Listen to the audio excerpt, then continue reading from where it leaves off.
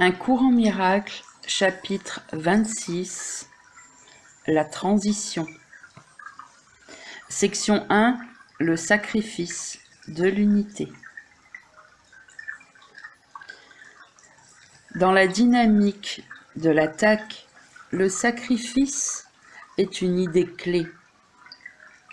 C'est le pivot sur lequel tous les compromis, toutes les tentatives désespérées pour conclure un marché et tous les conflits atteignent un semblant d'équilibre. C'est le symbole du thème central que quelqu'un doit perdre. Que le corps en soit le point de mire, cela est apparent, car c'est toujours une tentative pour limiter la perte.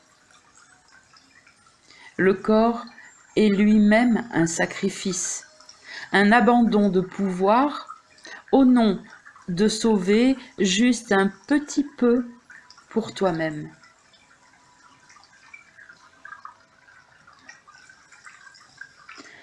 Voir un frère dans un autre corps, séparé du tien, c'est l'expression du souhait de voir une petite partie de lui et de sacrifier le reste.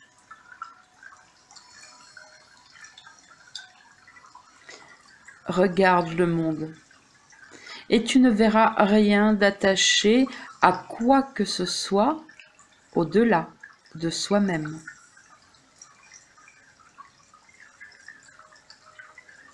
Toutes les entités apparentes peuvent se rapprocher un petit peu ou s'éloigner un peu plus, mais elles ne peuvent se joindre.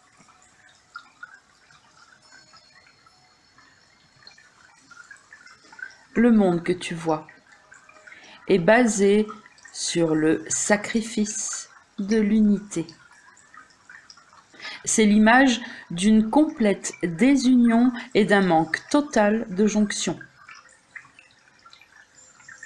Autour de chaque entité est construit un mur qui paraît si solide qu'il semble que ce qui est à l'intérieur ne pourra jamais aller au dehors et que ce qui est au dehors ne pourra jamais atteindre et se joindre à ce qui est enfermé derrière le mur. Chaque partie doit sacrifier l'autre partie pour se garder elle-même complète. Car si elles se joignaient, chacune perdrait sa propre identité. Et c'est par leur séparation que leurs soi sont maintenus.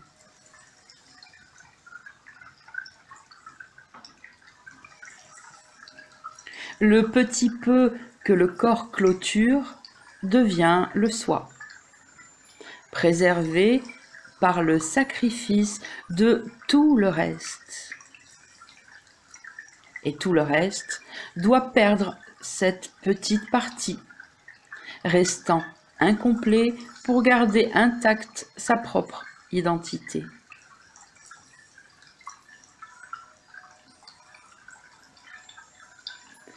Dans cette perception de toi-même, la perte du corps serait certes un sacrifice, car la vue des corps devient le signe que le sacrifice est limité et qu'il reste encore quelque chose pour toi seul.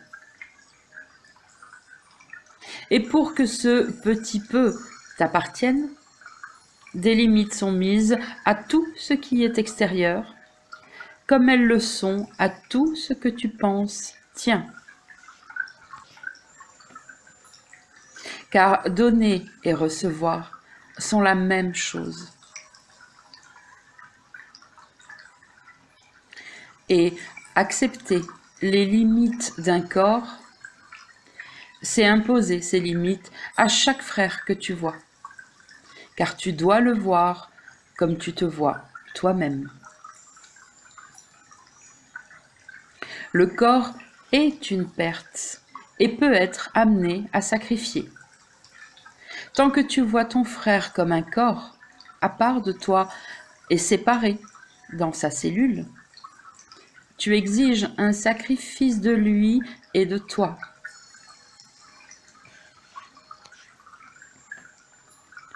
Et quel plus grand sacrifice pourrait être demandé au Fils de Dieu que de se percevoir sans son Père, et que son Père soit sans son Fils? Or, chaque sacrifice exige qu'il soit séparé et sans l'autre. Le souvenir de Dieu doit être nié si un quelconque sacrifice est demandé de qui que ce soit.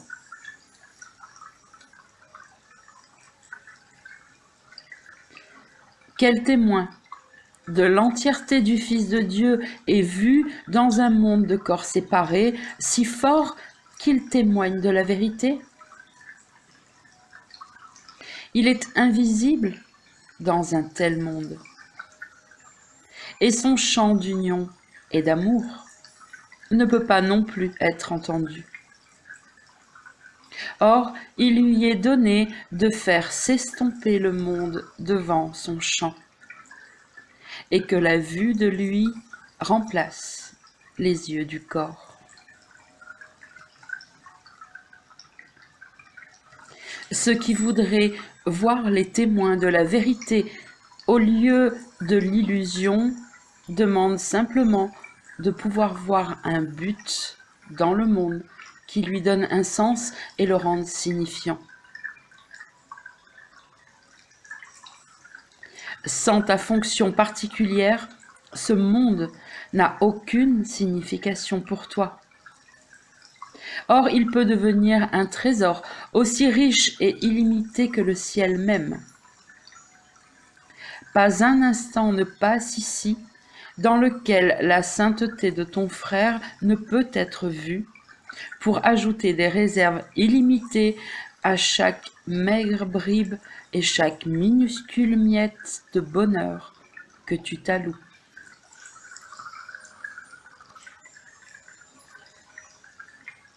Tu peux perdre de vue l'unité, mais tu ne peux pas faire le sacrifice de sa réalité. Pas plus que tu ne peux perdre ce que tu voudrais sacrifier, ni empêcher le Saint-Esprit d'accomplir sa tâche, qui est de te montrer que cela n'a pas été perdu. Entends donc le chant que ton frère te chante, et laisse le monde s'estomper, et prends le repos que t'offre son témoignage au nom de la paix. Mais ne le juge pas, car tu n'entendras aucun chant de libération pour toi-même, et tu ne verras pas ce dont il lui est donné de témoigner, afin que tu le voies et te réjouisses avec lui. Ne fais pas de sa sainteté un sacrifice à ta croyance dans le péché. Tu sacrifies ton innocence avec la sienne, et tu meurs chaque fois que tu vois en lui un péché qui mérite la mort.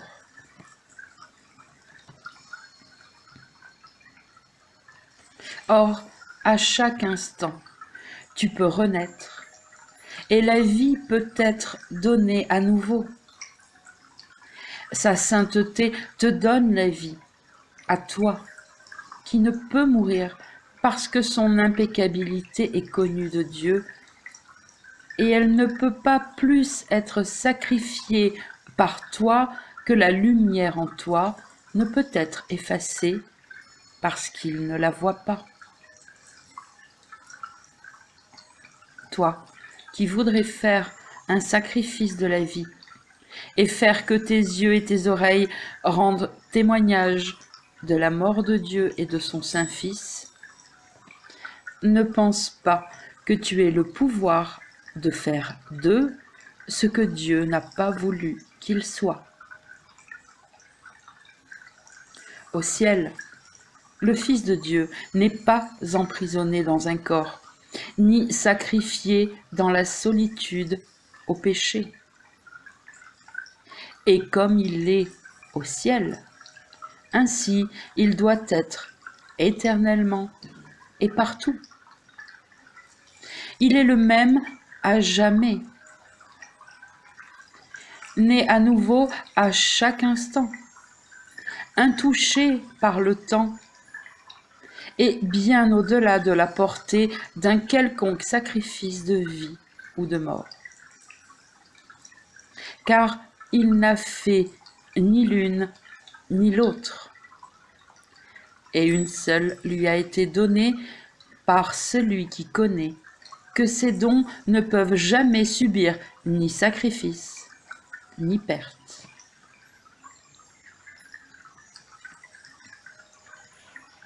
La justice de Dieu repose en douceur sur son Fils et le garde à l'abri de toute injustice que le monde voudrait lui imposer. Se pourrait-il que tu puisses rendre ses péchés réalité et sacrifier la volonté de son Père pour lui? Ne le condamne pas en le voyant dans la prison en décrépitude où il se voit lui-même.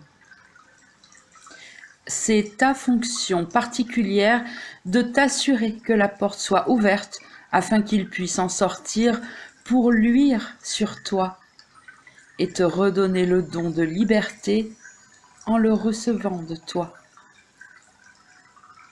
Quelle est la fonction particulière du Saint-Esprit, si ce n'est de délivrer le Saint Fils de Dieu de l'emprisonnement qu'il a fait pour se garder lui-même loin de la justice? Ta fonction pourrait-elle être une tâche à part et séparée de la sienne?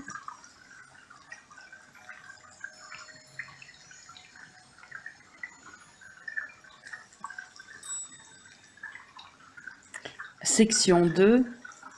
De nombreuses formes, une seule correction. Il n'est pas difficile de comprendre les raisons pour lesquelles tu ne demandes pas au Saint-Esprit de résoudre tous les problèmes pour toi.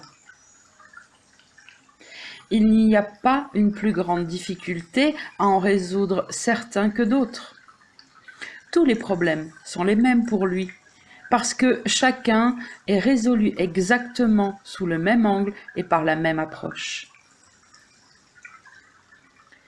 Les aspects qui ont besoin d'être résolus ne changent pas, quelle que soit la forme que le problème semble prendre.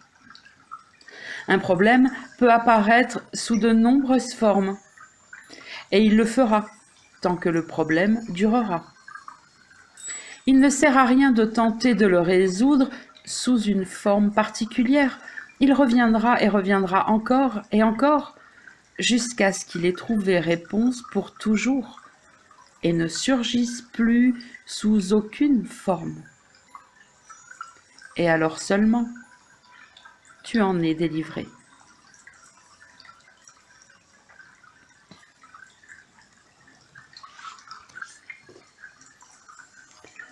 Le Saint-Esprit t'offre délivrance de chaque problème que tu penses avoir. Ils sont les mêmes pour lui, parce que chacun, peu importe la forme qu'il semble prendre, est une demande que quelqu'un subisse une perte et fasse un sacrifice pour que tu puisses gagner.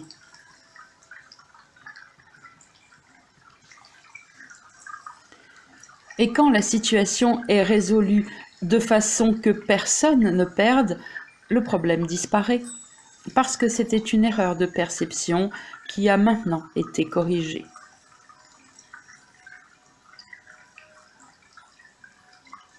Une erreur n'est pas plus difficile pour lui à porter à la vérité qu'une autre, car il y a une seule erreur. Toute l'idée que la perte est possible et qu'il pourrait en résulter un gain pour qui que ce soit. Si cela était vrai, alors Dieu serait inéquitable. Le péché serait possible, l'attaque justifiée et la vengeance juste.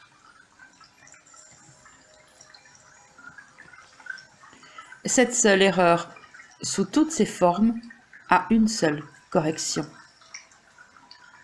Il n'y a pas de perte. Penser qu'il y en a est une erreur.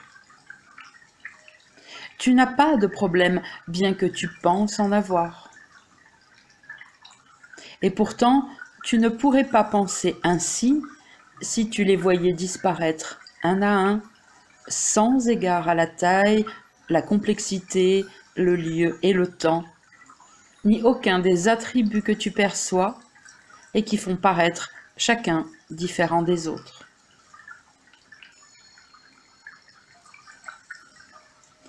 Ne pense pas que les limites que tu imposes à ce que tu vois puissent limiter Dieu en aucune façon.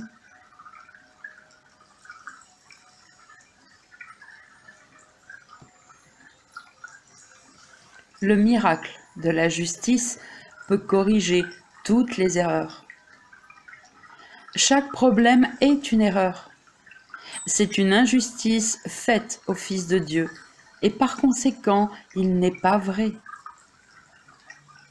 Le Saint-Esprit n'évalue pas les injustices comme grandes ou petites, ou plus ou moins. Elles n'ont pas de propriété pour lui. Ce sont des erreurs dont souffre le Fils de Dieu, mais inutilement. Alors, il retire les épines et les clous. Il ne s'arrête pas pour juger si la blessure est grande ou petite. Il porte un seul jugement, que blesser le Fils de Dieu doit être inéquitable et que par conséquent, il n'en est rien.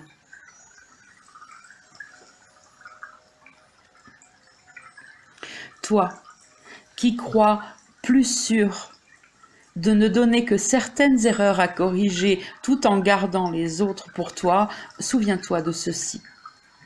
La justice est totale. Une justice partielle, cela n'existe pas.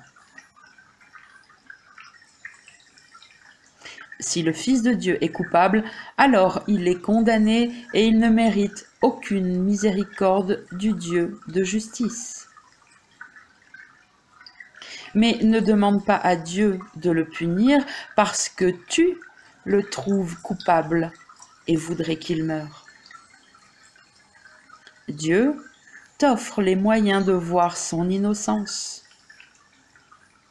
Serait-il équitable de le punir parce que tu ne veux pas regarder ce qu'il y a à voir? Chaque fois que tu gardes un problème pour le résoudre toi-même, ou juges que c'en est un qui n'a pas de résolution, tu l'as rendu grand et sans espoir de guérison. Tu nies que le miracle de la justice puisse être équitable.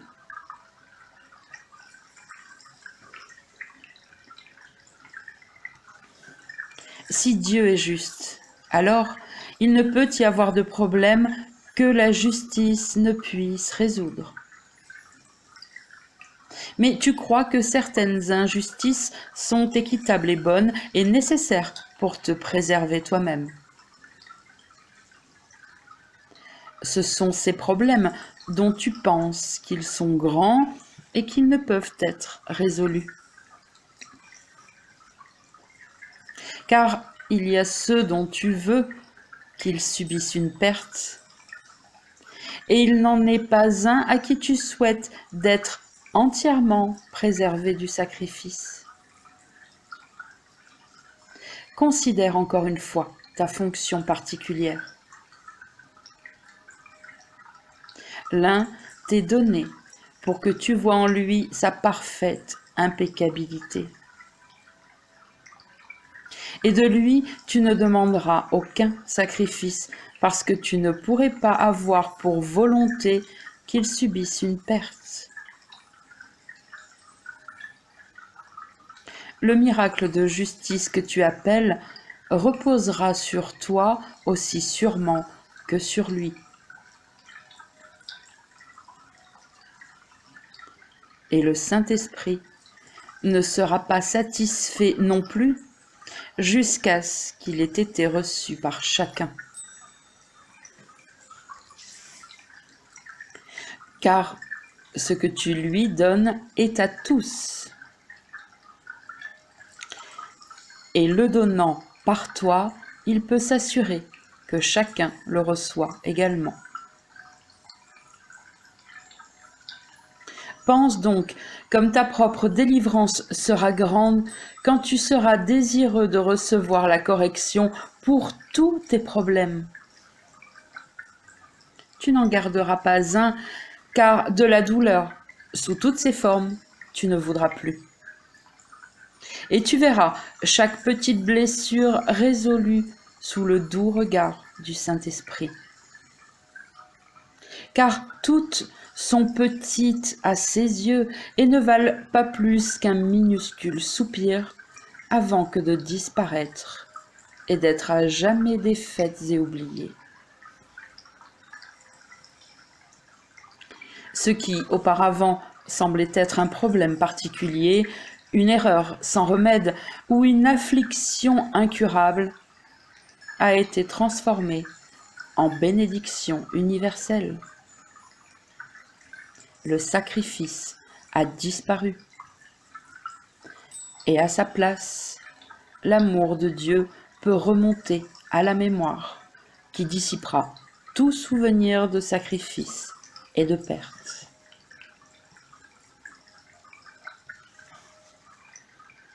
Le souvenir de Dieu ne peut pas revenir jusqu'à ce que la justice soit aimée au lieu de crainte. Il ne peut être injuste envers qui ou quoi que ce soit parce qu'il connaît que tout ce qui est lui appartient et sera à jamais tel qu'il l'a créé. Tout ce qu'il aime ne peut être que sans péché et au-delà de l'attaque. Ta fonction particulière ouvre grand la porte derrière laquelle la mémoire de son amour est gardée parfaitement intacte et non profanée.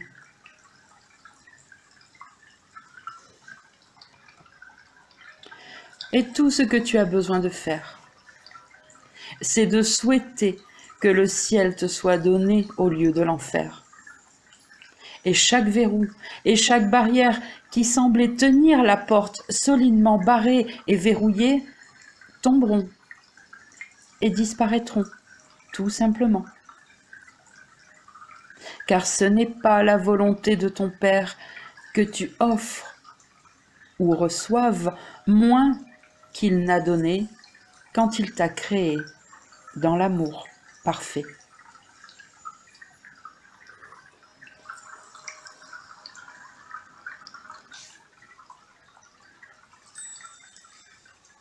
Section 3, la zone frontière. La complexité n'est pas de Dieu. Comment pourrait-elle l'être quand tout ce qu'il connaît est un? Il connaît une seule création, une seule réalité, une seule vérité et un seul Fils. Rien n'est en conflit avec l'unité. Comment donc pourrait-il y avoir complexité en lui? Qu'y a-t-il à décider? Car c'est le conflit qui rend le choix possible. La vérité est simple, elle est une, sans un opposé.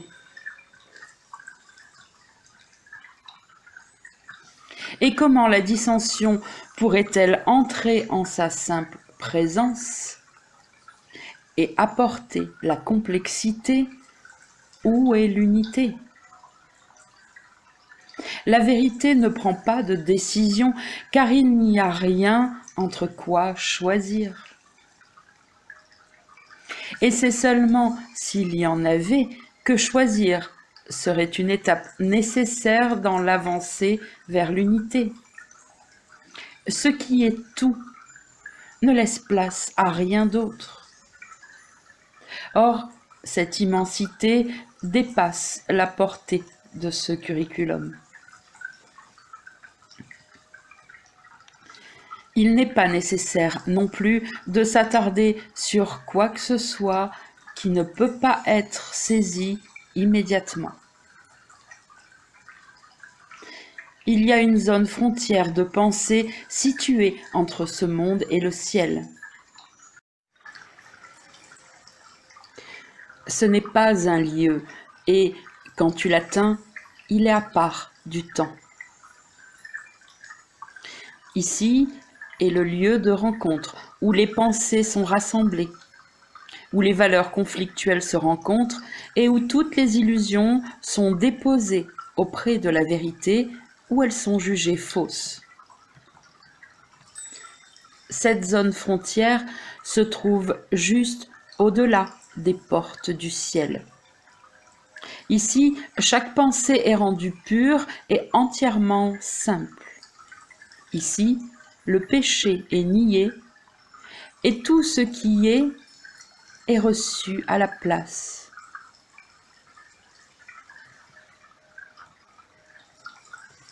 Ceci est la fin du voyage. Nous en avons parlé comme du monde réel.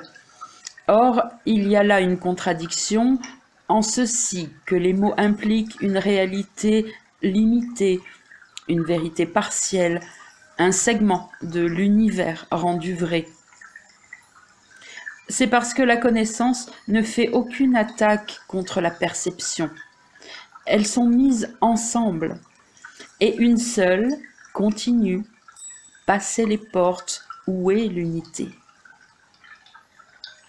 Le salut est une zone frontière où le lieu, le temps et le choix ont encore une signification. Et pourtant, il est visible qu'ils sont temporaires, déplacés, et que chaque choix a déjà été fait.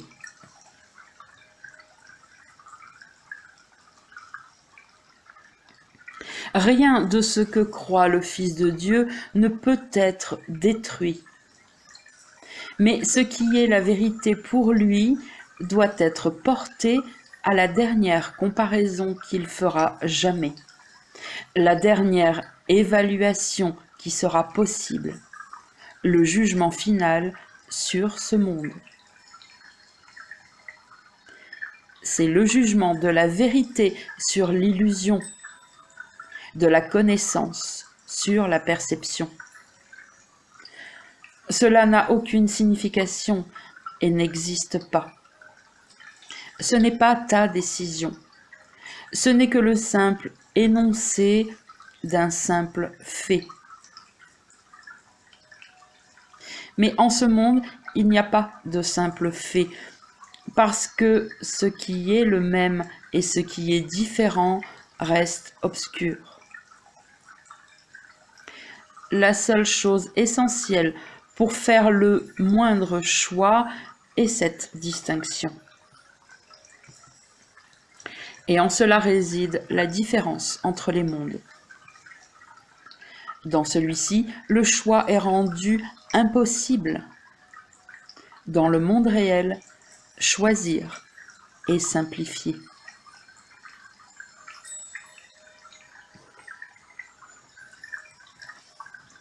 Le salut s'arrête juste avant le ciel, car seule la perception a besoin de salut.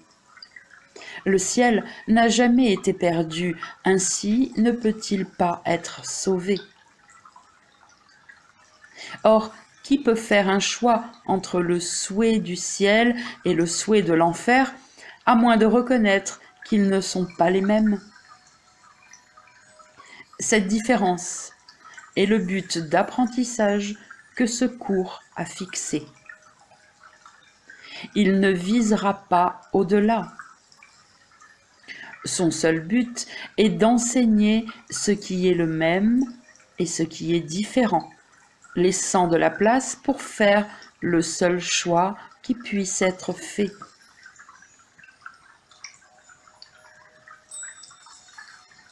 Il n'y a pas de base sur laquelle choisir en ce monde complexe et surcompliqué. car nul ne comprend ce qui est le même, et chacun semble choisir là où il n'y a pas réellement de choix. Le monde réel est la zone du choix rendu réel, non dans le résultat, mais dans la perception des alternatives du choix. Qu'il y ait un choix est une illusion. Or en elle réside le défaire de chaque illusion, sans excepter celle-ci.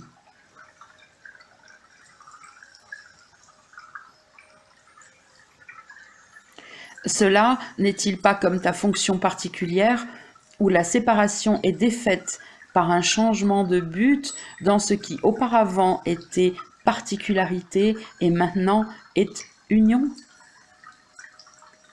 Toutes les illusions ne sont qu'une.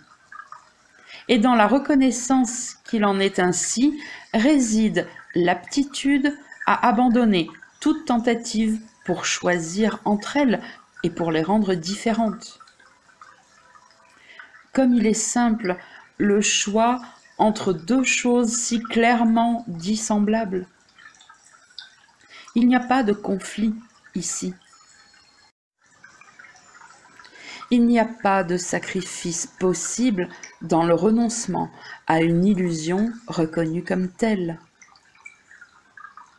Car où toute réalité a été retirée à ce qui n'a jamais été vrai, peut-il être difficile de l'abandonner et de choisir ce qui doit être vrai?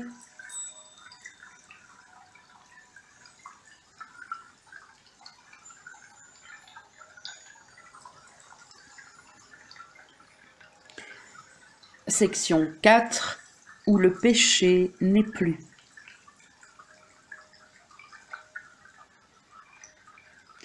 Le pardon en ce monde est l'équivalent de la justice du ciel. Il traduit le monde du péché en un monde simple, où la justice peut se refléter de par-delà les portes, derrière lesquelles réside un manque total de limites.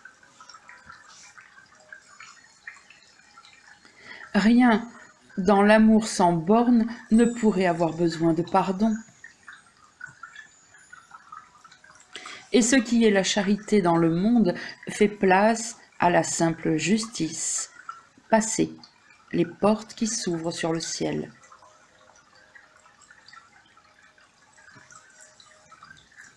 Nul ne pardonne à moins d'avoir cru dans le péché, et de croire encore qu'il y a beaucoup à se faire pardonner. Le pardon devient ainsi le moyen par lequel il apprend qu'il n'a rien fait qui soit à pardonner. Le pardon repose toujours sur celui qui l'offre, jusqu'à ce qu'il se voie lui-même comme n'en ayant plus besoin. Et ainsi, il est rendu à sa fonction réelle de créer que son pardon lui offre à nouveau.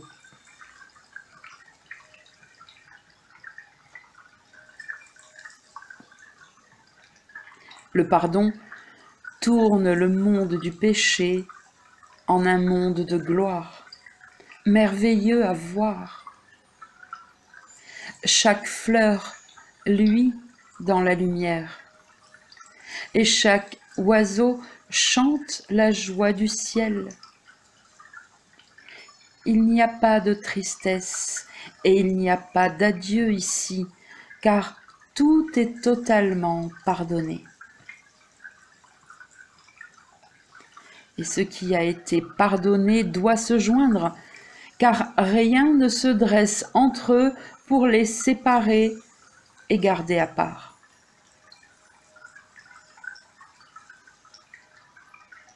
Ceux qui sont sans péché doivent percevoir qu'ils sont un, car rien ne se dresse entre eux pour repousser l'autre.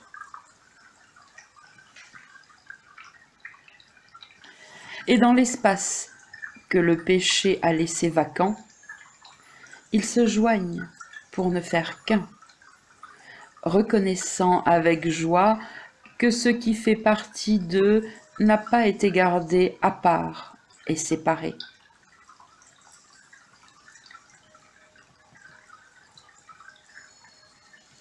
Le saint lieu où tu te tiens n'est que l'espace où le péché n'est plus. Et là, tu vois la face du Christ s'élevant à sa place. Qui pourrait contempler la face du Christ et ne pas se souvenir de son Père tel qu'il est réellement?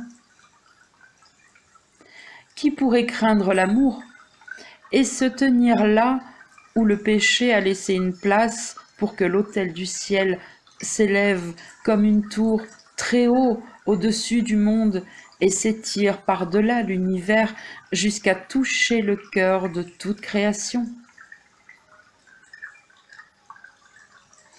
Qu'est-ce que le ciel, sinon un chant de gratitude, d'amour et de louange par toute chose créée à la source de sa création?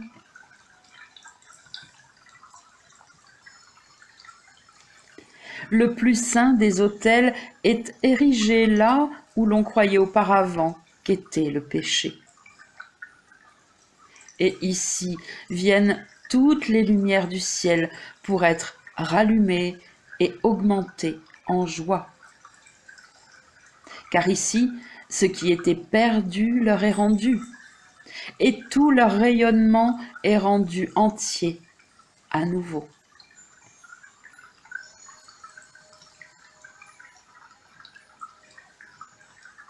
Le pardon n'apporte pas de petits miracles à déposer devant les portes du ciel. Ici, le Fils de Dieu lui-même vient recevoir chaque don qui le rapproche de sa demeure. Aucun n'est perdu et aucun n'est chéri plus qu'un autre. Chacun lui rappelle l'amour de son Père aussi sûrement que les autres. Et chacun lui enseigne que ce qu'il craignait est ce qu'il aime le plus. Quoi d'autre qu'un miracle pourrait changer son esprit de sorte qu'il comprenne que l'amour n'est pas à craindre? Quel autre miracle y a-t-il que celui-là? Et de quoi d'autre est-il besoin pour faire disparaître l'espace entre vous?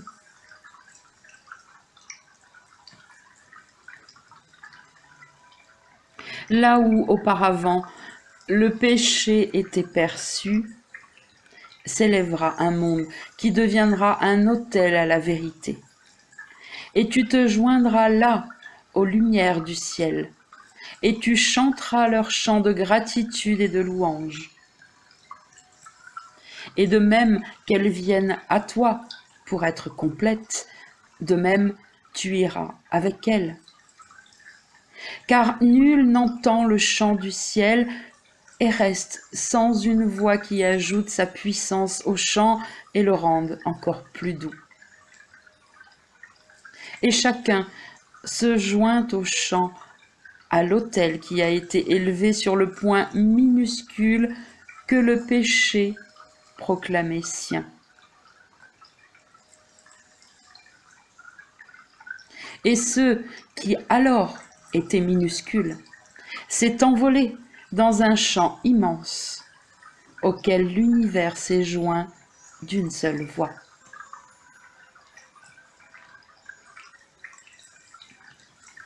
Ce minuscule point de péché qui se dresse encore entre toi et ton frère, c'est ce qui retarde l'heureuse ouverture des portes du ciel.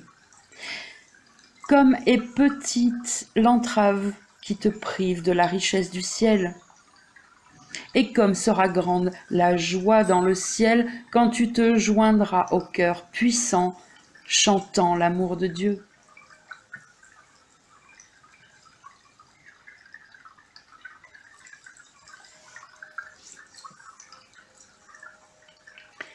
Section 5. La petite entrave.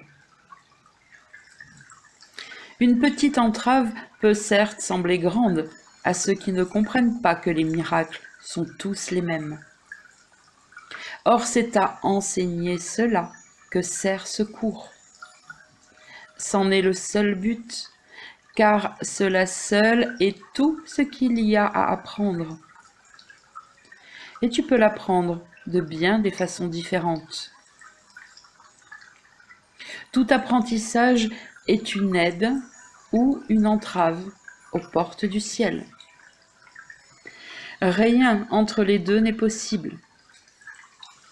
Il y a seulement deux enseignants qui indiquent des voies différentes. Et tu suivras la voie dans laquelle l'enseignant de ton choix te guidera. Il n'y a que deux directions que tu puisses prendre, tant que reste le temps et que le choix est signifiant. Car jamais une autre route ne sera faite que la voie vers le ciel.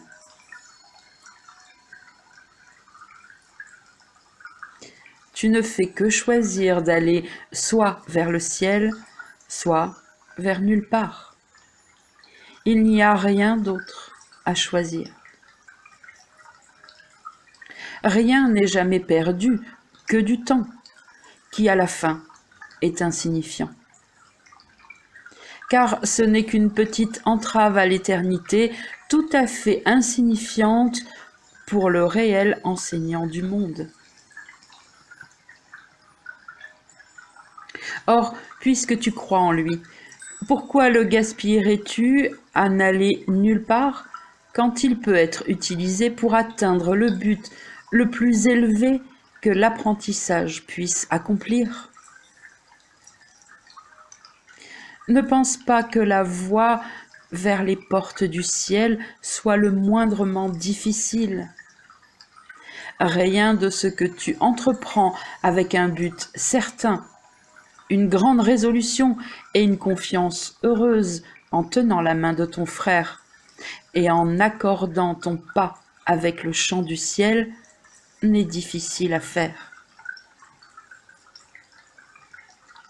Mais il est certes difficile de s'égarer, seul et misérable, sur une route qui mène à rien et n'a pas de but.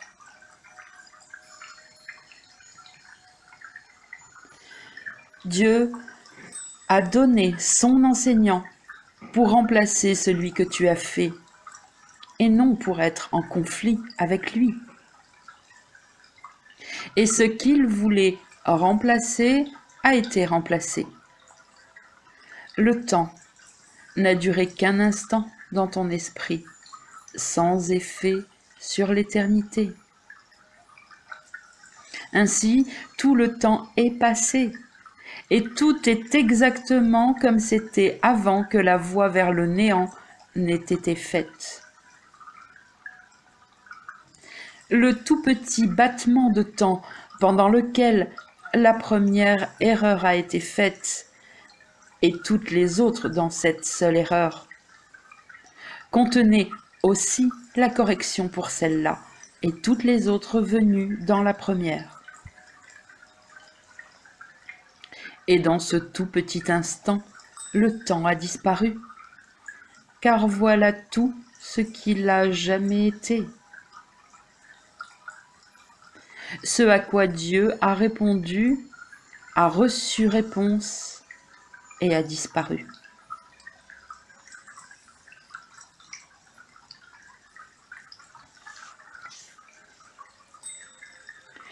Toi qui crois encore vivre dans le temps et qui ne connais pas qu'il a disparu, le Saint-Esprit te guide encore à travers le labyrinthe infiniment petit et insensé que tu perçois encore dans le temps, bien qu'il ait disparu depuis longtemps. Tu penses vivre dans ce qui est passé. Chaque chose que tu regardes, tu l'as vue un court instant, il y a longtemps, avant que son irréalité ne fasse place à la vérité. Pas une seule illusion ne reste encore sans réponse dans ton esprit.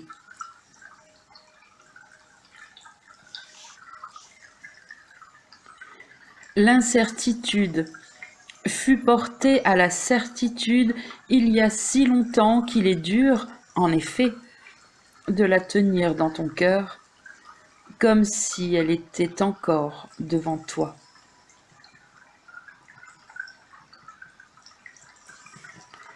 Le tout petit instant que tu voudrais garder et rendre éternel est passé au ciel trop vite pour que quoi que ce soit ait remarqué qu'il était venu. Ce qui a disparu trop rapidement pour affecter la simple connaissance du Fils de Dieu peut difficilement être encore là pour que tu choisisses qu'il soit ton enseignant. C'est seulement dans le passé, un passé ancien, trop court pour faire un monde en réponse à la création, que ce monde parut surgir.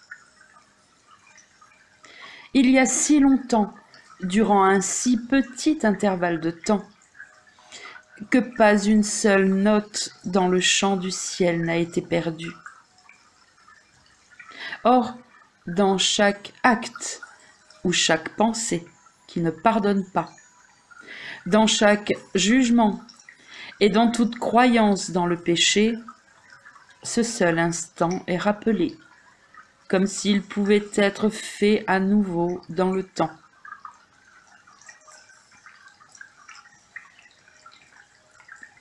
Tu gardes devant les yeux un souvenir ancien. Et celui qui vit seulement dans les souvenirs est inconscient de où il est. Le pardon est la grande délivrance du temps. C'est la clé pour apprendre que le passé est terminé. La folie ne parle plus. Il n'y a pas d'autre enseignant et pas d'autre voie. Car ce qui a été défait n'est plus. Qui, se tenant sur une rive lointaine, peut se voir en rêve de l'autre côté d'un océan jusqu'en un lieu et un temps depuis longtemps disparu? Ce rêve peut-il être une réelle entrave à là où il est réellement? Car cela est un fait qui ne change pas quels que soient ses rêves. Or, il peut encore imaginer qu'il est ailleurs et dans un autre temps.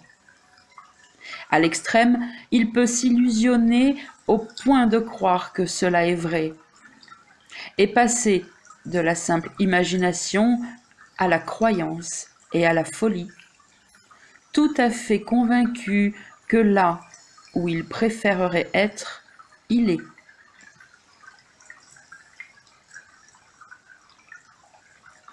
Cela est-il une entrave au lieu où il se tient? Quel que soit l'écho du passé qu'il puisse entendre, est-ce un fait dans ce qu'il y a à entendre là où il est maintenant? Et à quel point ses propres illusions sur le temps et le lieu peuvent-elles faire un changement là où il est réellement?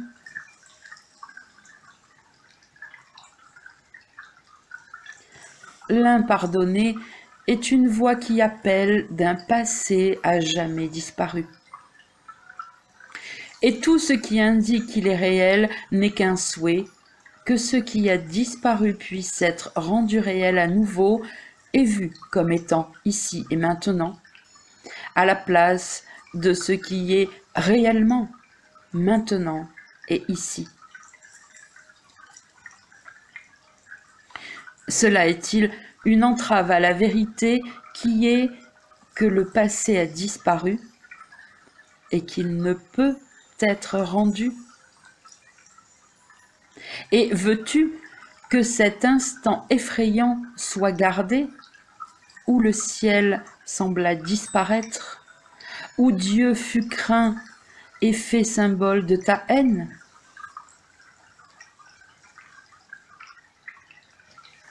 Oublie le temps de la terreur qui fut corrigé et défait il y a si longtemps. Le péché peut-il résister à la volonté de Dieu? Peut-il t'appartenir de voir le passé et de le mettre dans le présent? Tu ne peux pas retourner en arrière. Et tout ce qui indique la voie dans la direction du passé ne fait que t'engager dans une mission dont l'accomplissement ne peut être qu'irréel. Telle est la justice qui doit venir à toi, ainsi que ton Père, qui est tout amour, la garantie. Et de ta propre iniquité envers toi-même, il t'a protégé. Tu ne peux pas perdre ton chemin, parce qu'il n'y a d'autre voie que la sienne, et tu ne peux aller nulle part, sauf à lui. Dieu permettrait-il que son Fils perde son chemin sur une route qui n'est plus que le souvenir lointain d'un temps disparu? Secours t'enseignera seulement ce qui est maintenant. Un instant terrible dans un passé éloigné, maintenant parfaitement corrigé, n'est d'aucun intérêt, ni d'aucune valeur. Ce qui est mort et disparu, qu'il soit oublié paisiblement. La résurrection est venue prendre sa place. Et maintenant, tu fais partie de la résurrection et non de la mort. Aucune illusion passée n'a le pouvoir de te garder en un lieu de mort, un caveau où le Fils de Dieu est entré un instant pour être instantanément rendu à l'amour parfait de son Père. Et comment peut-il être attaché à des chaînes qui ont depuis longtemps été enlevées et sont à jamais disparues de son esprit?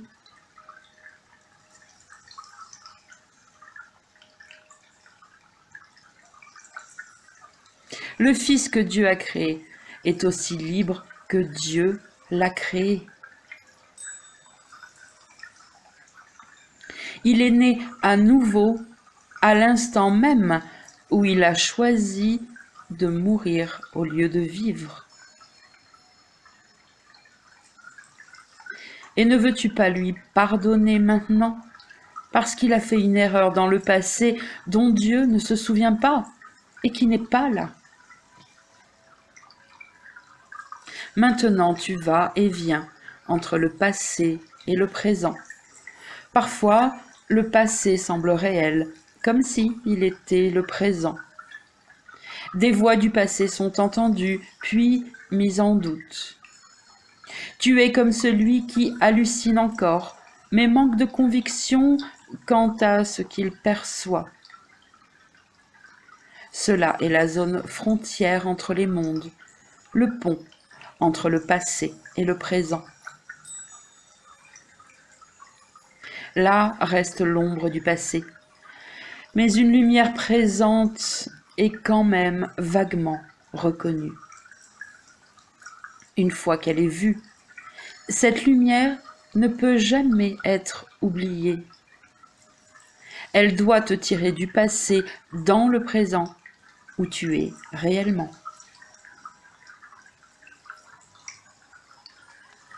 Les voies d'ombre ne changent pas les lois du temps ni de l'éternité. Elles viennent de ce qui est passé et a disparu, et n'entravent pas l'existence véritable de l'ici et maintenant.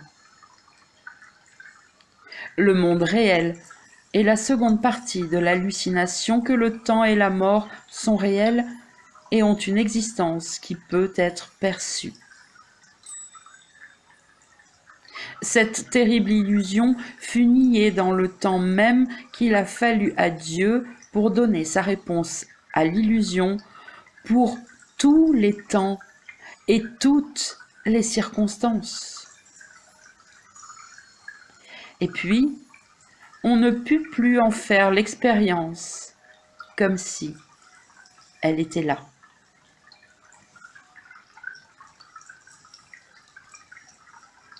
À chaque jour, et à chaque minute de chaque jour, et à chaque instant contenu dans chaque minute, tu ne fais que revivre cet unique instant où le temps de la terreur prit la place de l'amour. Ainsi, tu meurs chaque jour pour vivre à nouveau, jusqu'à ce que tu franchisses le fossé entre le passé et le présent, qui n'est pas un fossé du tout. Telle est chaque vie, un semblant d'intervalle de la naissance à la mort, puis à la vie de nouveau. La répétition d'un instant depuis longtemps disparu, qui ne peut pas être revécu. Et tout le temps n'est que la folle croyance que ce qui est terminé est encore ici et maintenant. Pardonne le passé, puis lâche-en prise, car il a disparu. Tu ne te tiens plus sur le sol entre les mondes. Tu as continué, et tu as atteint le monde qui est aux portes du ciel. Il n'y a pas d'entrave à la volonté de Dieu, et nul besoin que tu répètes à nouveau un voyage qui s'est terminé il y a longtemps. Regarde doucement ton frère et contemple le monde dans lequel la perception de ta haine a été transformée en un monde d'amour.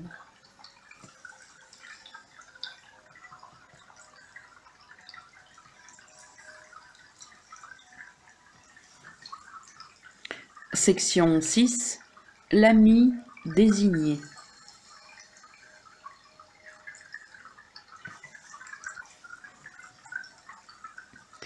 N'importe quoi en ce monde que tu crois bon, valable et digne d'effort peut te blesser, et le fera. Non pas que cela ait le pouvoir de blesser, mais simplement parce que tu as nié que ce n'est qu'une illusion, et ainsi l'a rendu réelle. Et cela est réel pour toi. Ce n'est pas rien. Et par sa réalité perçue est entré le monde entier des illusions malades.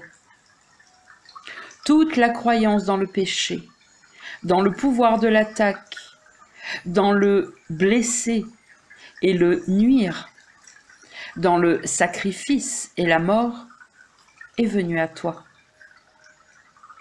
Car nul ne peut rendre réelle une seule illusion et échapper encore aux autres. Car qui peut choisir de garder celle qu'il préfère et trouver la sécurité que seule la vérité peut donner? Qui peut croire que les illusions sont les mêmes et maintenir encore que même une est meilleure?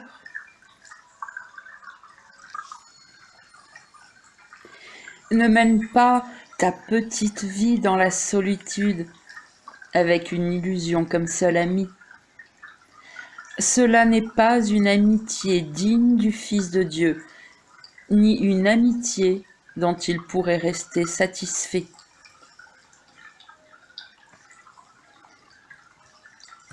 Or Dieu lui a donné un meilleur ami, en qui repose tout pouvoir sur la terre et dans le ciel.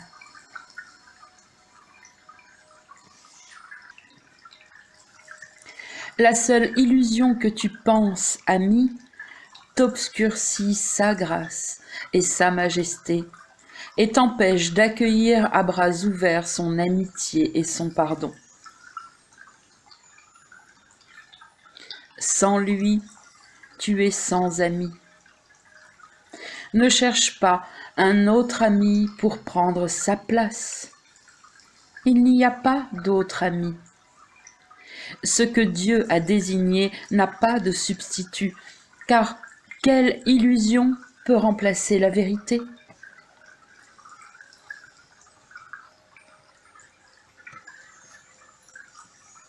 Qui demeure avec des ombres est seul, en effet.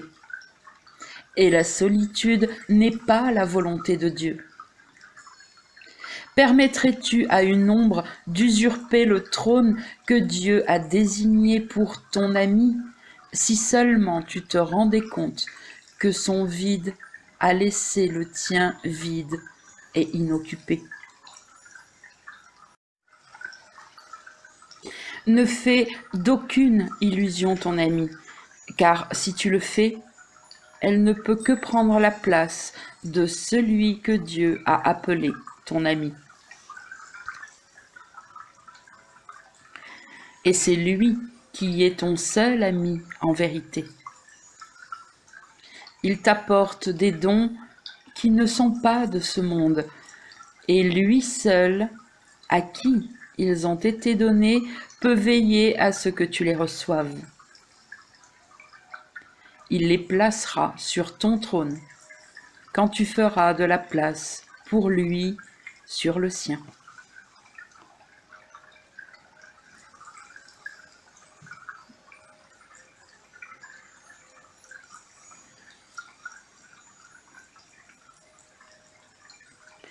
Section 7.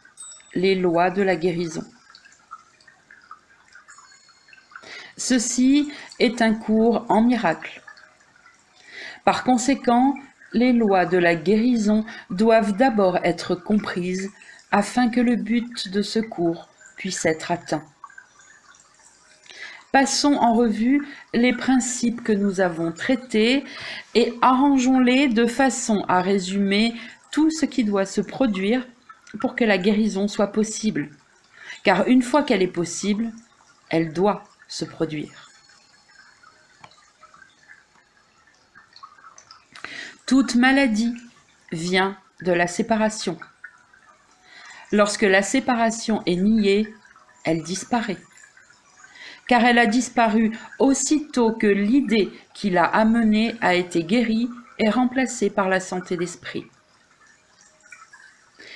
La maladie et le péché sont vus comme conséquences et causes dans une relation gardée cachée à la conscience afin d'être soigneusement préservée de la lumière de la raison.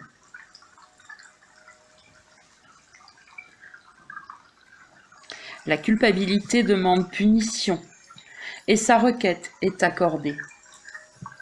Pas en vérité, mais dans le monde d'ombre et d'illusions bâti sur le péché.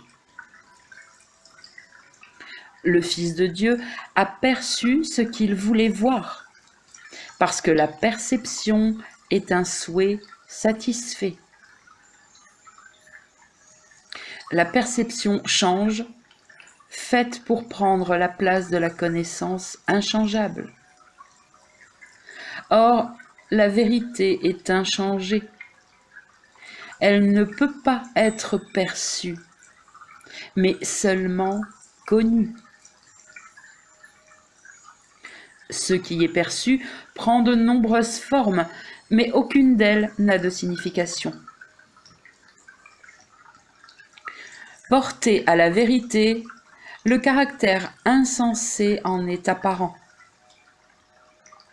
Tenu à part de la vérité, il semble avoir une signification et être réel.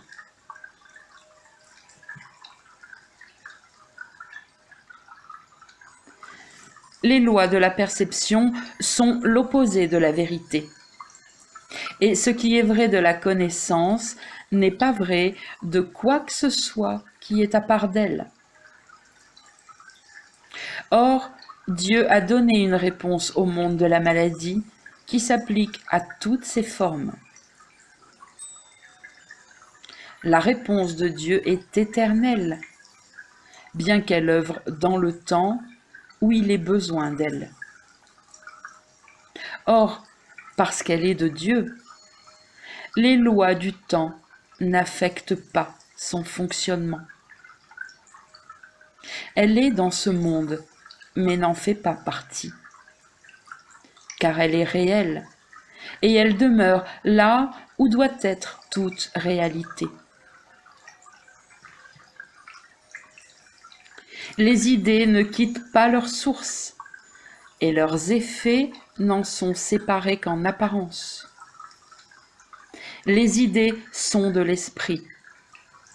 Ce qui est projeté au dehors et semble être extérieur à l'esprit n'est pas du tout à l'extérieur, mais un effet de ce qui est au-dedans et n'a pas quitté sa source.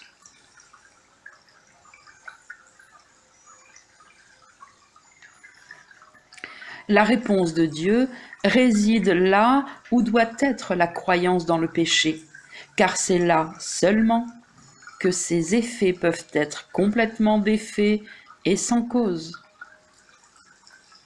Les lois de la perception doivent être renversées parce qu'elles sont des renversements des lois de la vérité. Les lois de la vérité à jamais seront vraies et elles ne peuvent pas être renversées. Or, elles peuvent être vues sans dessus-dessous. Et cela doit être corrigé là où réside l'illusion de renversement.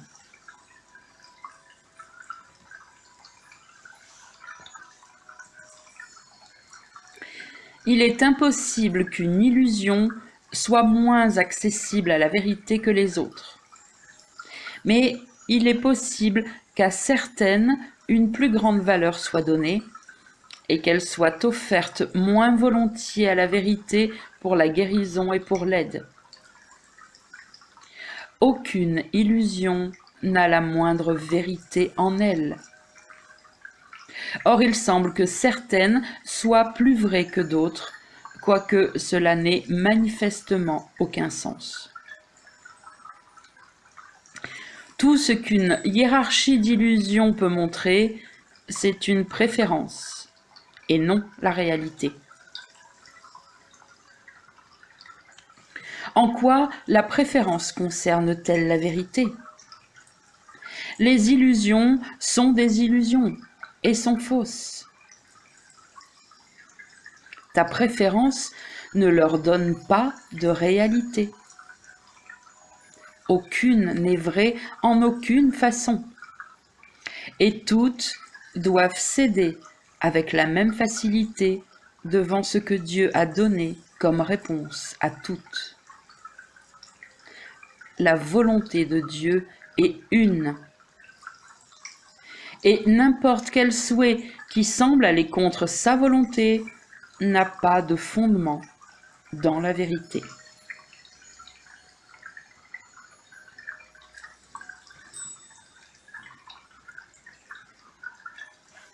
Le péché n'est pas une erreur, car il va au-delà de la correction, jusqu'à l'impossibilité. Or, la croyance qu'il est réel a fait que certaines erreurs semblent être à jamais sans espoir de guérison et des raisons durables pour l'enfer. S'il en était ainsi, alors, au ciel, s'opposerait son propre opposé, aussi réel que lui.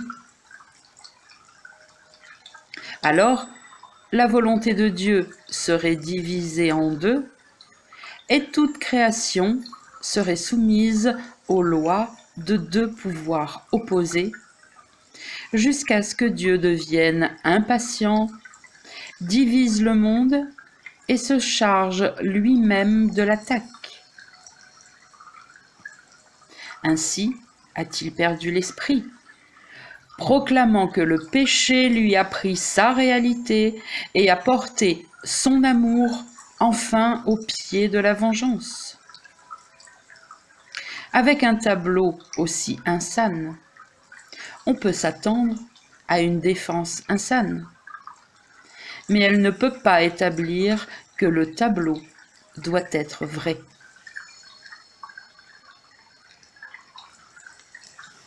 Rien ne donne une signification où il n'y a pas de signification. Et la vérité n'a pas besoin de défense pour la rendre vraie. Les illusions n'ont pas de témoins et pas d'effet. Qui les regarde n'est que trompé.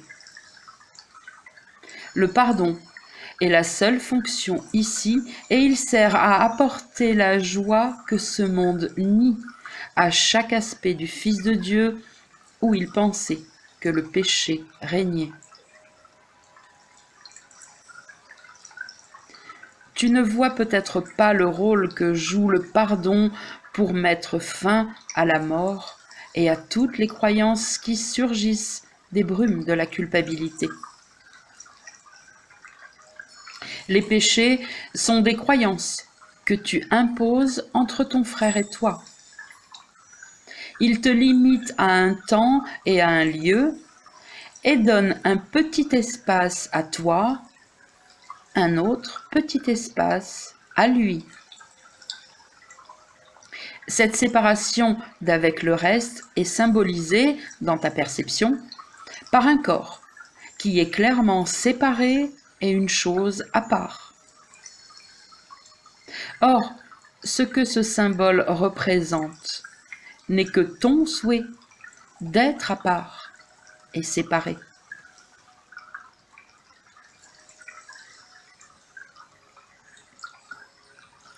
Le pardon enlève ce qui se dresse entre ton frère et toi. C'est le souhait que tu sois joint à lui et non à part. Nous l'appelons souhait parce qu'il conçoit encore d'autres choix et n'a pas encore entièrement dépassé le monde du choix. Or, ce souhait est en accord avec l'état du ciel et non en opposition avec la volonté de Dieu. Bien qu'il n'aille pas jusqu'à te donner ton plein héritage, il enlève les obstacles que tu as placés entre le ciel où tu es et la reconnaissance de où et de ce que tu es. Les faits sont inchangés. Or, les faits peuvent être niés et donc inconnus, bien qu'ils fussent connus avant d'être niés.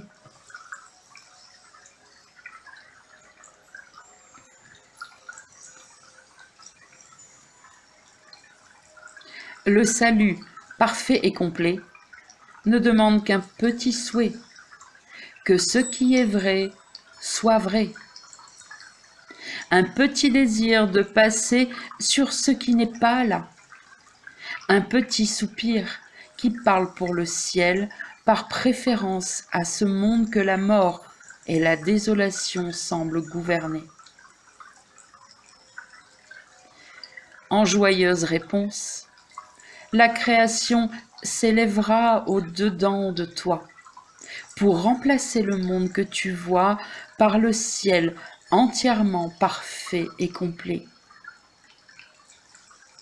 Qu'est-ce que le pardon, si ce n'est le désir que la vérité soit vraie? Qu'y a-t-il qui puisse rester non guéri et arraché d'une unité qui tient toute chose en elle-même? Il n'y a pas de péché. Et chaque miracle est possible dès l'instant que le Fils de Dieu perçoit que ses souhaits et la volonté de Dieu ne font qu'un.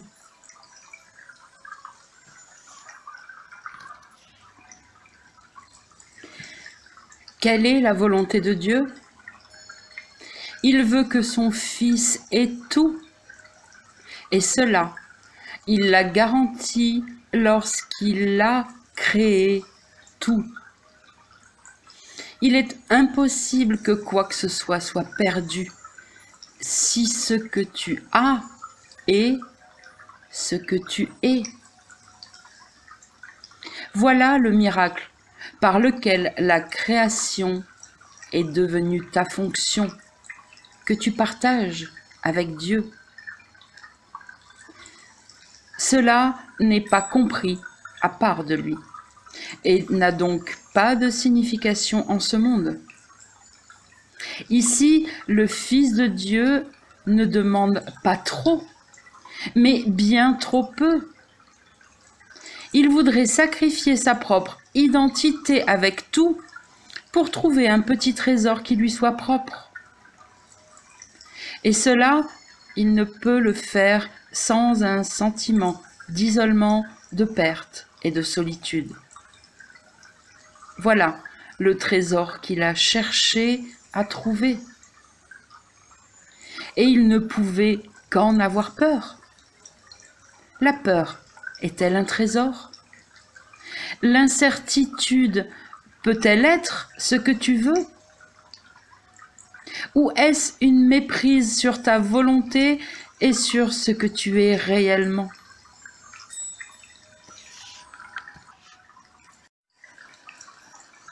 Considérons ce qu'est l'erreur, afin qu'elle puisse être corrigée et non protégée. Le péché est la croyance que l'attaque peut être projetée à l'extérieur de l'esprit où la croyance a surgi. Ici, la ferme conviction que les idées peuvent quitter leur source est rendue réelle et signifiante. Et de cette erreur, le monde du péché et du sacrifice surgit. Ce monde est une tentative pour prouver ton innocence tout en chérissant l'attaque. Son échec vient du fait que tu te sens encore coupable, bien que sans comprendre pourquoi. Les effets sont vus comme étant séparés de leur source et semblent être au-delà de ce que tu peux contrôler ou prévenir. Ce qui est ainsi gardé à part ne peut jamais être joint.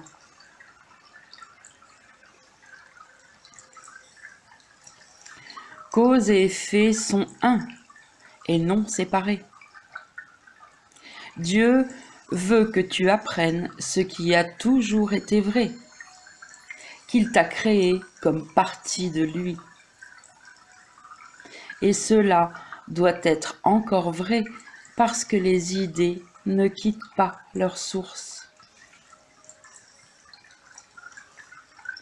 Telle est la loi de la création, que chaque idée que l'esprit conçoit ne fait qu'ajouter à son abondance et jamais ne lui enlève. Cela est aussi vrai des souhaits futiles que de ce qui est véritablement ta volonté, parce que l'esprit peut souhaiter être trompé, mais il ne peut pas faire de lui-même ce qu'il n'est pas.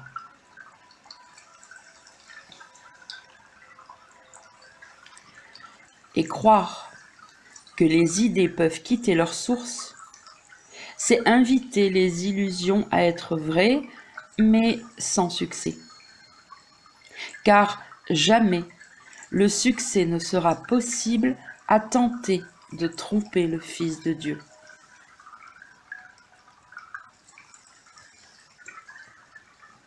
Le miracle est possible quand cause et conséquence sont mises ensemble et non gardées séparées. La guérison de l'effet sans la cause peut simplement faire passer les effets à d'autres formes. Et cela n'est pas délivrance. Jamais le Fils de Dieu ne pourrait se contenter de moins que le plein salut et l'évasion hors de la culpabilité.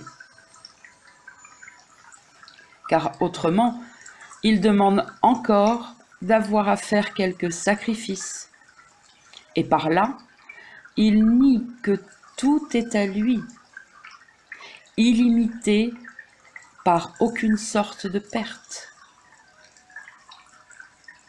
Un minuscule sacrifice est exactement pareil dans ses effets à toute l'idée de sacrifice. Si la perte est possible, sous quelque forme que ce soit, alors le Fils de Dieu est rendu incomplet et non lui-même. Et il ne se connaîtra pas lui-même, ni ne reconnaîtra sa volonté. Il a désavoué son Père et lui-même, et fait des deux ses ennemis dans la haine.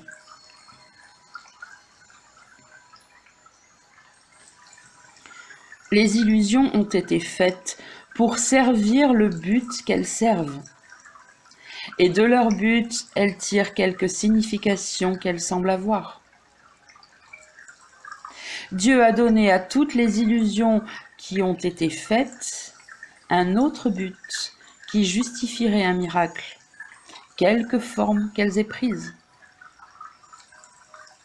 Dans chaque miracle réside toute la guérison, car Dieu a répondu à elles toutes, ne faisant qu'un. Et ce qui est un pour lui doit être le même. Si tu crois que ce qui est le même est différent, tu ne fais que te tromper toi-même. Ce que Dieu appelle un sera un à jamais et non séparé. Son royaume est uni. Ainsi, il fut créé et ainsi, il sera toujours.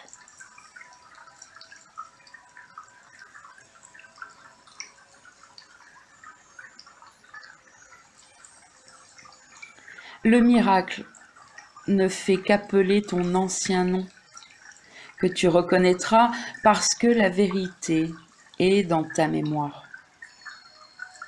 Et c'est ce nom que ton frère invoque pour sa délivrance et la tienne. Le ciel luit sur le Fils de Dieu.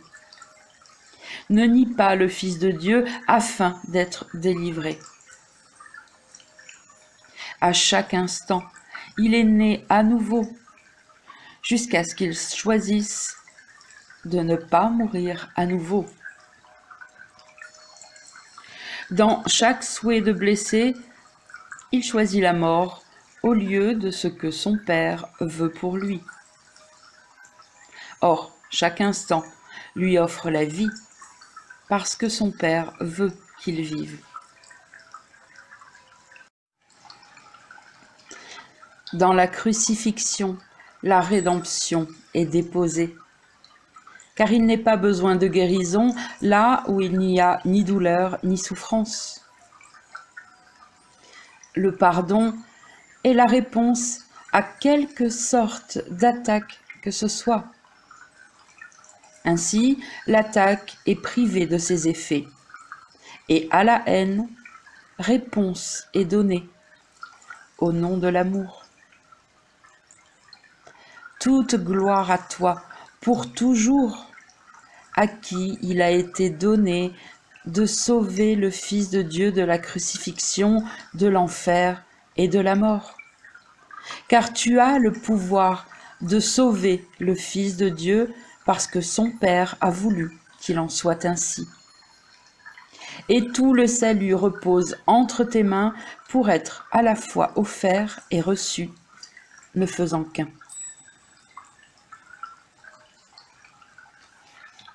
Utiliser le pouvoir que Dieu t'a donné comme il voudrait qu'il soit utilisé, cela est naturel.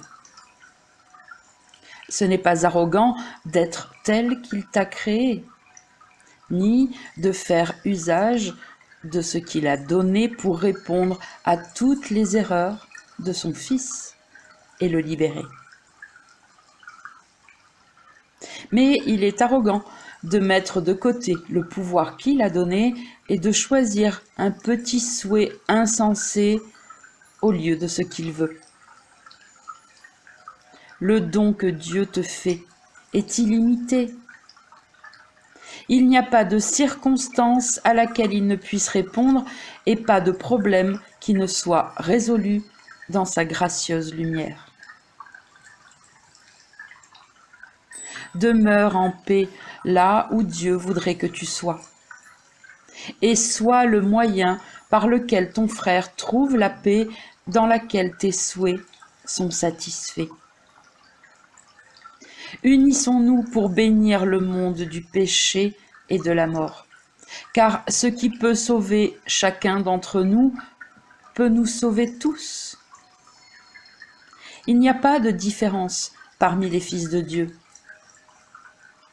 L'unité que nie la particularité les sauvera tous, car ce qui est un ne peut avoir de particularité. Et tout appartient à chacun d'eux. Il n'y a pas de souhait qui se trouve entre un frère et les siens. Obtenir de l'un, c'est les priver tous. Et pourtant, en bénir un seul, c'est les bénir tous, ne faisant qu'un. Ton ancien nom appartient à tous, comme le leur t'appartient.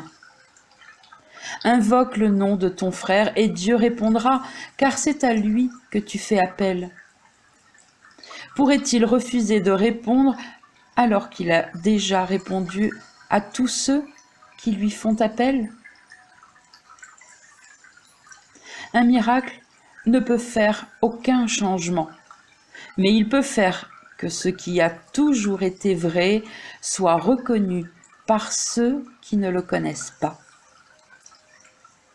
Et par ce petit don de la vérité simplement laissée être elle-même, il soit permis au Fils de Dieu d'être lui-même, et que toute la création soit rendue libre d'invoquer le seul nom de Dieu.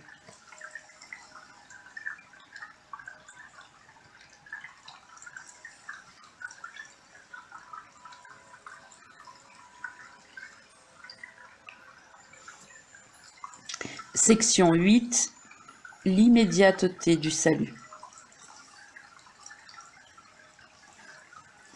Le seul problème restant que tu as, c'est que tu vois un intervalle entre le moment où tu pardonnes et celui où tu recevras le bénéfice d'avoir confiance en ton frère. Cela ne fait que refléter le petit peu que tu voudrais garder entre toi et ton frère, afin que toi et lui soyez un petit peu séparés. Car le temps et l'espace sont une seule illusion qui prend des formes différentes. Si elle a été projetée au-delà de ton esprit, tu penses que c'est le temps. Plus elle est rapprochée d'où elle est, plus tu y penses en tant qu'espace. Il y a une distance que tu voudrais garder à part de ton frère. Et tu perçois cet espace comme étant le temps parce que tu crois encore que tu es extérieur à ton frère. Et cela rend la confiance impossible. Et tu ne peux pas croire que la confiance réglerait chaque problème maintenant. Ainsi, tu penses qu'il est plus sûr de rester un peu prudent et un peu attentif aux intérêts perçus comme étant séparés.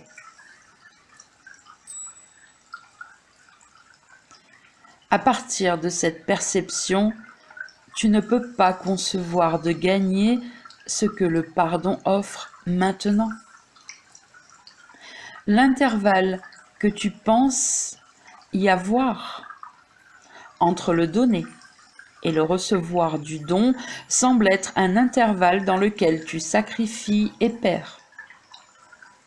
Tu vois un salut ultérieur et non des résultats immédiats. Mais le salut est immédiat.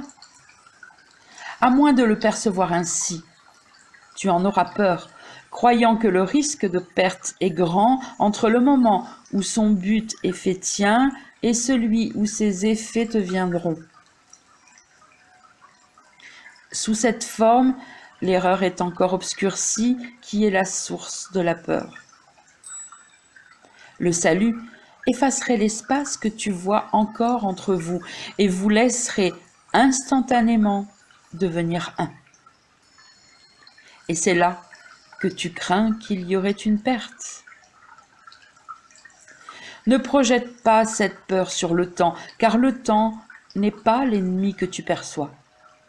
Le temps est aussi neutre que l'est le corps, sauf en ce qui concerne ce à quoi tu crois qu'il sert.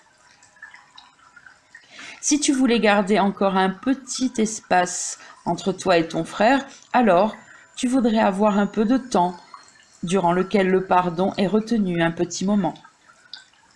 Et cela fait que l'intervalle entre le moment où le pardon t'est retenu puis donné semble dangereux et la terreur justifiée. Or, l'espace entre toi et ton frère n'est apparent que dans le présent, maintenant, et ne peut pas être perçu dans un temps futur. Il n'est pas possible non plus de passer par-dessus, sauf dans le présent. Ce n'est pas une perte future qui te fait peur. C'est la jonction présente qui t'épouvante. Qui peut ressentir la désolation sauf maintenant? Une cause future n'a pas encore d'effet. C'est donc que si tu as peur, il y a une cause présente. Et c'est cela qui a besoin de correction, et non un état futur.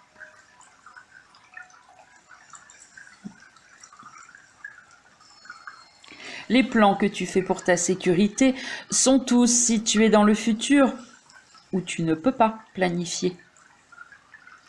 Aucun but ne lui a encore été donné, et ce qui arrivera n'a pas encore de cause. Qui peut prédire les effets sans une cause?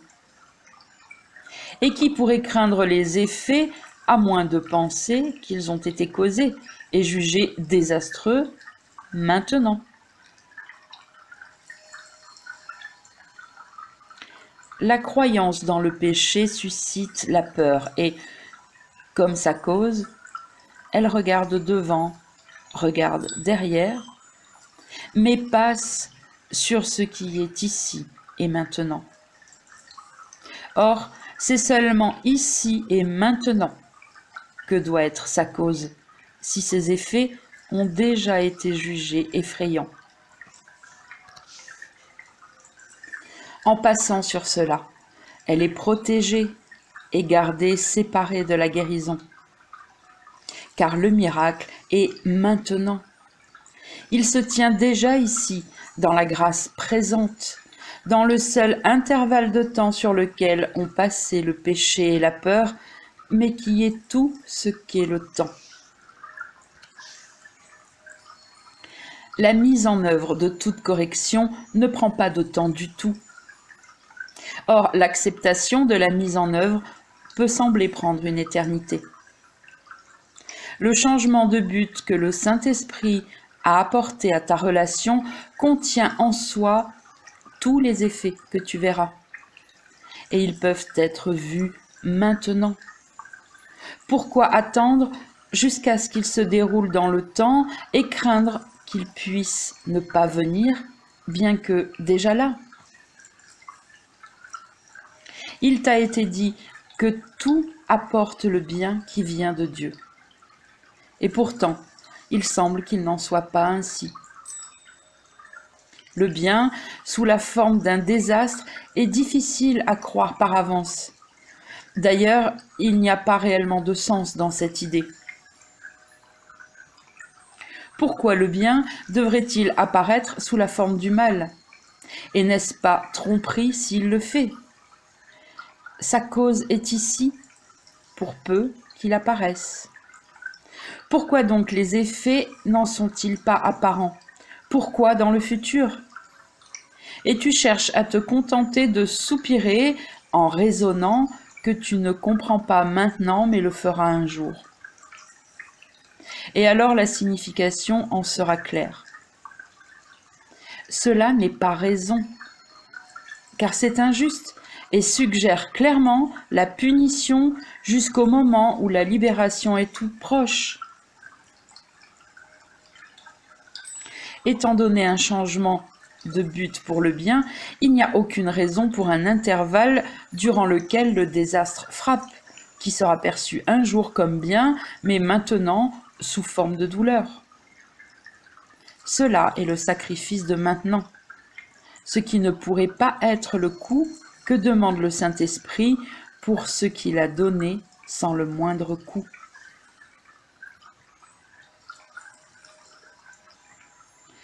Or, cette illusion a une cause qui, bien que non vraie, doit être déjà dans ton esprit. Et cette illusion n'est qu'un effet qu'elle engendre et qu'une forme sous laquelle ses conséquences sont perçues. Cet intervalle dans le temps, où le châtiment est perçu comme la forme sous laquelle le bien apparaît, n'est qu'un aspect du petit espace qu'il y a entre vous encore impardonné. Ne te contente pas d'un bonheur futur. Il n'a aucune signification et n'est pas ta juste récompense. Car tu as cause de liberté maintenant. À quoi sert la liberté sous la forme d'un prisonnier? Pourquoi la délivrance devrait-elle être déguisée en mort? Retarder est insensé, et le raisonnement soutenant que les effets d'une cause présente doivent être retardés jusqu'à un temps futur n'est que le déni du fait que la conséquence et la cause doivent venir en ne faisant qu'un. Ne regarde pas le temps, mais le petit espace encore entre vous pour en être délivré. Et ne le laisse pas être déguisé en temps et être ainsi préservé parce que sa forme est changée et ce qu'il est ne peut pas être reconnu. Le but du Saint-Esprit maintenant est le tien. Son bonheur ne devrait-il pas aussi être le tien ?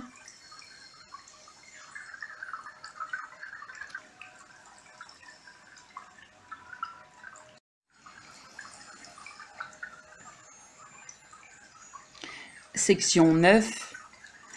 Car ils sont venus. Pense seulement comme tu dois être saint, toi de qui la voix pour Dieu appelle ton frère avec amour, pour que tu éveilles en lui la voix qui répond à ton appel. Et pense comme il doit être saint, quand dort en lui ton propre salut, joint à sa liberté. Si fort que tu le souhaites condamner, Dieu est en lui. Et tu ne connaîtras jamais qu'il est aussi en toi tant que tu attaques la demeure qu'il a choisie et livres bataille à son hôte. Regarde-le doucement, qui porte le Christ en lui. Regarde-le avec des yeux remplis d'amour, afin de contempler sa gloire et de te réjouir que le ciel ne soit pas séparé de toi. Est-ce trop demander qu'un peu de confiance pour celui qui t'apporte le Christ, afin que tous tes péchés te soient pardonnés sans qu'il n'en reste un seul que tu chérisses encore? N'oublie pas qu'une ombre tenue entre ton frère et toi obscurcit la face du Christ et la mémoire de Dieu. Les troquerais-tu contre une haine ancienne? La terre sur laquelle tu te tiens est une terre sainte, à cause d'eux, qui se tiennent là, avec toi, et l'ont béni de leur innocence et de leur paix. Le sang de la haine s'efface, pour laisser l'herbe reverdir et laisser les fleurs être toutes blanches et étincelantes sous le soleil d'été. Ce qui était un lieu de mort est maintenant devenu un temple vivant dans un monde de lumière. À cause d'eux. C'est leur présence qui a relevé la sainteté afin qu'elle prenne son ancienne place sur un ancien trône.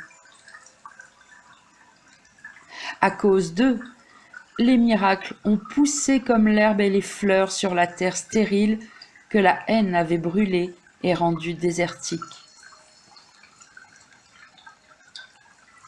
Ce que la haine a fait, ils l'ont défait. Et maintenant, tu te tiens sur une terre si sainte que le ciel se penche pour se joindre à elle et la rendre pareille à lui. L'ombre d'une haine ancienne a disparu et toute la ruine et la désolation s'en sont allées, à jamais de la terre où ils sont venus.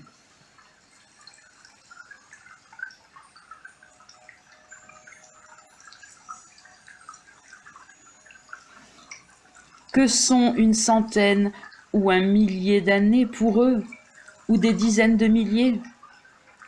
Lorsqu'ils viennent, le temps a rempli son but.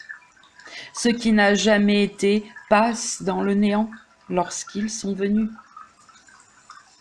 Ce que la haine réclamait est abandonné à l'amour, et la liberté éclaire chaque chose vivante et l'élève jusqu'au ciel, où les lumières se font de plus en plus brillantes comme chacune d'elles rentre chez elle. L'incomplet est rendu complet à nouveau, et la joie du ciel a été augmentée parce que ce qui est le sien lui a été rendu. Du sang qui la couvrait, la terre est lavée, et les insanes ont ôté leurs vêtements d'insanité pour se joindre à eux sur la terre où tu te tiens.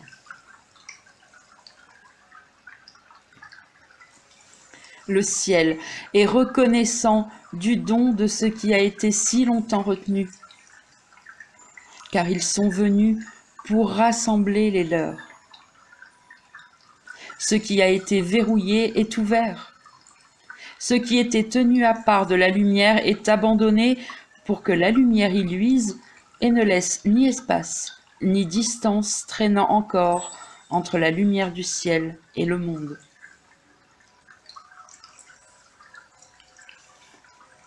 Le plus saint de tous les points de la terre est là où une haine ancienne est devenue un amour présent. Et ils viennent rapidement au temple vivant, où une demeure pour eux a été établie. Il n'est pas au ciel de lieu plus saint. Et ils sont venus demeurer dans le temple à eux offert pour être leur lieu de repos aussi bien que le tien. Ce que la haine a délivré à l'amour devient la lumière la plus éclatante dans le rayonnement du ciel. Et toutes les lumières au ciel brillent d'un plus grand éclat en reconnaissant ce qui a été rétabli.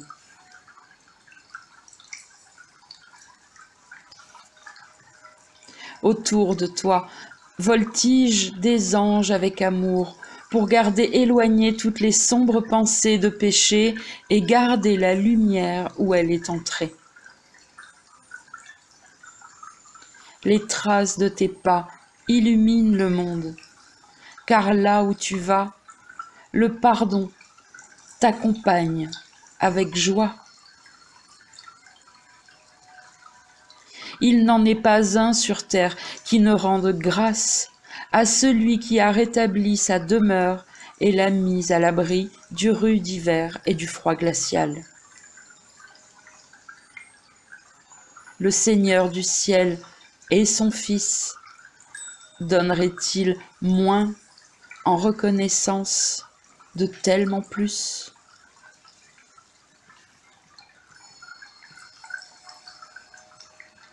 Maintenant, le temple du Dieu vivant est rebâti pour être l'hôte à nouveau de celui par qui il fut créé. Là où il demeure, son Fils demeure avec lui, jamais séparés. Et ils rendent grâce de ce qu'ils sont enfin les bienvenus. Là où se dressait une croix, se tient maintenant le Christ ressuscité. Et les anciennes cicatrices sont guéries à ses yeux. Un ancien miracle est venu pour bénir et remplacer une ancienne inimitié qui était venue pour tuer. Avec douceur et gratitude, Dieu le Père et le Fils retournent à ce qui est leur et le sera à jamais. Maintenant, le but du Saint-Esprit est accompli, car ils sont venus, car ils sont enfin venus.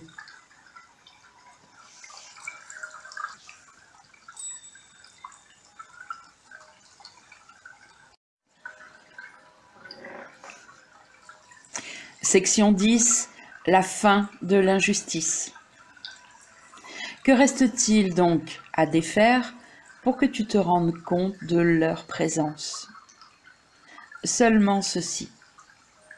Tu as une vue différente de quand l'attaque est justifiée et quand tu penses qu'elle est injuste et ne devrait pas être permise. Quand tu l'aperçois comme injuste, tu penses qu'une réponse de colère est maintenant juste. Et ainsi, tu vois ce qui est le même comme étant différent. La confusion n'est pas limitée. Pour peu qu'elle se produise, elle sera totale. Et sa présence, sous n'importe quelle forme, cachera leur présence. Ils sont connus avec clarté ou pas du tout. Une perception confuse bloquera la connaissance. Et la question n'est pas de savoir de quelle taille est la confusion, ni à quel point elle interfère. Sa simple présence ferme la porte à la leur et les garde là, inconnus. Qu'est-ce que cela signifie si tu perçois l'attaque sous certaines formes comme injuste envers toi? Eh bien, cela signifie qu'il doit y avoir certaines formes sous lesquelles tu la penses juste. Car autrement, comment certaines pourraient-elles être évaluées comme injustes? À certaines, donc, une signification est donnée, qui sont perçues comme raisonnables. Et seulement certaines sont vues comme insignifiantes. Et cela nie le fait qu'elles sont toutes insensées, de manière égale, sans cause ni conséquence, et qu'elles ne peuvent avoir d'effet d'aucune sorte. Leur présence est obscurcie par n'importe quel voile dressé entre leur innocence éclatante et la conscience que tu as que c'est la tienne, et qu'elle appartient également à toute chose vivante avec toi. Dieu ne limite pas. Et ce qui est limité ne peut pas être le ciel. Donc, ce doit être l'enfer.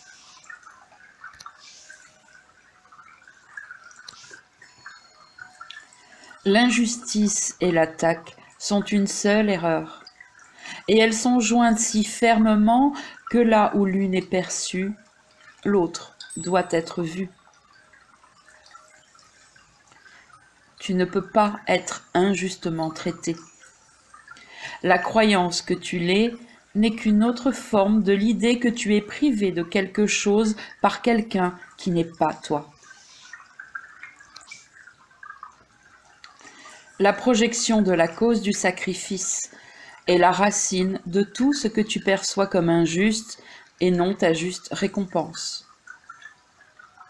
Or, c'est toi qui demandes cela de toi-même, avec une profonde injustice envers le Fils de Dieu. Tu n'as pas d'ennemi, sauf toi-même. Et tu es certes son ennemi parce que tu ne le connais pas comme toi-même. Que pourrait-il y avoir de plus injuste qu'il soit privé de ce qu'il est, que lui soit nié le droit d'être lui-même, et qu'il lui soit demandé de sacrifier l'amour de son Père et le tien comme n'étant pas son dû?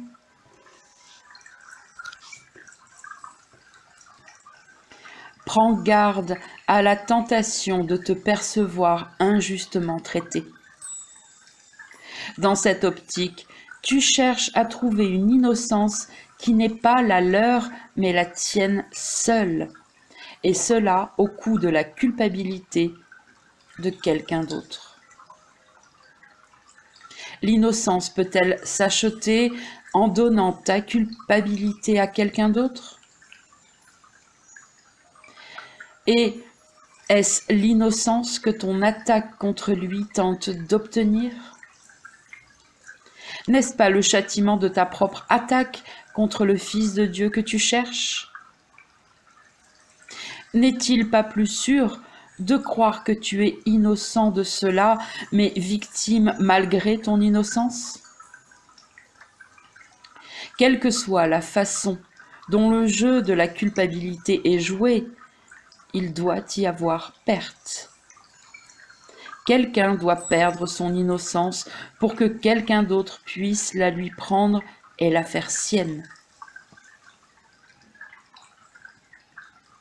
Tu penses que ton frère est injuste envers toi parce que tu penses que quelqu'un doit être injuste pour rendre l'autre innocent. Et à ce jeu, tu perçois un seul but pour toute ta relation. Et tu cherches à l'ajouter au but qui lui a été donné. Le but du Saint-Esprit est de laisser la présence de tes saints hôtes t'être connue. Et à ce but, rien ne peut être ajouté, car le monde est sans but, si ce n'est de lui. Ajouter ou enlever à ce but, c'est enlever au monde et t'enlever à toi-même tout but. Et chaque injustice que le monde paraît imposer, c'est toi qui la lui as imposée en le rendant sans but et sans la fonction que voit le Saint-Esprit. Et la simple justice, ainsi, a été niée à chaque chose vivante sur la terre.